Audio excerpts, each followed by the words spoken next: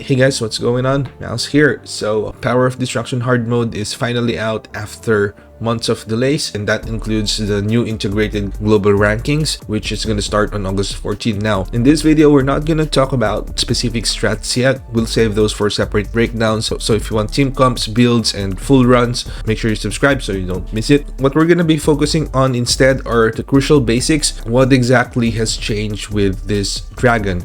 Specifically, I'm going to share my test results on crit rate, scaling, the impact of level, its defense, the total power, the damage reduction, and more. This is a very important start because once you understand these, you'll have a much clearer idea of how to build around it, because from here on out, it's going to be a whole new game and a lot of things are going to change, and it's definitely going to be more complex than the previous PoD normal mode. And before we begin, just a quick reminder, the new season of the Content Creator Program has already started. Previous supports were automatically cancelled, so in case you forgot to extend last season, feel free to re-support me here if you'd like. We've got 2 upcoming codes that include 1000 Essence Stones, Mana Power Extracts, and more. Once again, thank you so much, and with that, let's begin.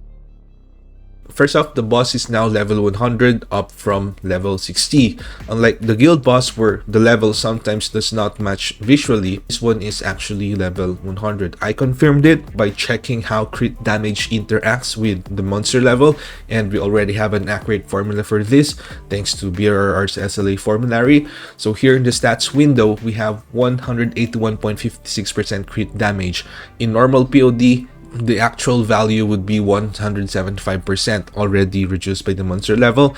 And if the monster or the boss is level 100, our expected crit damage would only be 92.65%. And from the actual test, that's what we got, around 91.14%, which is extremely close. So yeah, very high chance that this really is level 100. And this matters a lot because in this game, enemy level directly affects your stat.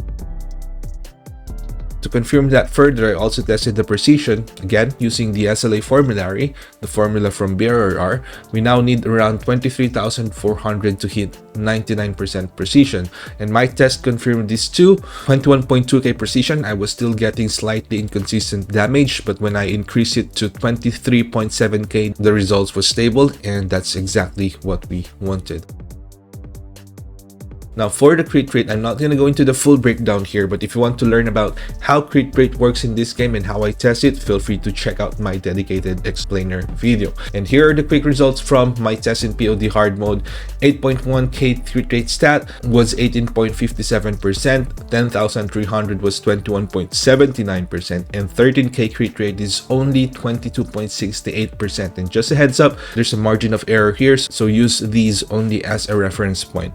But the important thing here is that this changes everything, because in the previous PoD we were already hitting close to 50% crit chance with just around 5k crit rate, and this time that is not happening anymore. It's going to be much harder to crit, and that means our runs will be a lot more inconsistent. So overall, stats like crit damage, damage increase, defense penetration, and crit rate itself now have lower impact or overall yield compared to before. And the key takeaway here is that passives and buffs, especially crit rate percent, are now way more important for your overall damage output. And that being said, this might actually open up the possibility for 2-piece toughness becoming the meta on certain elements, especially for Jinwoo, but I haven't tested that yet. Also, the main stats like attack, defense, and HP are likely going to be a higher priority now for artifact rolls, since they're not affected by monster level reductions.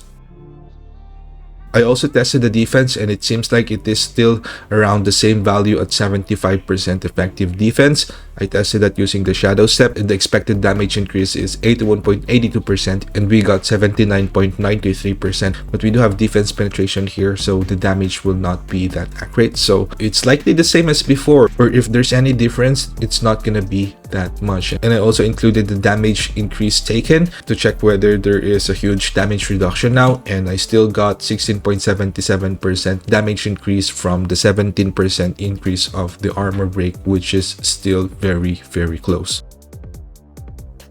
So the recommended total power also spiked, previously 178k and now 1.2 million. So a lot of us are already past 1.2 million, and we do know there's usually a damage bonus when you go beyond the recommended TP. So in the old version, it barely mattered because we were always way over the maximum bonus that we can get from that blue total recommended power.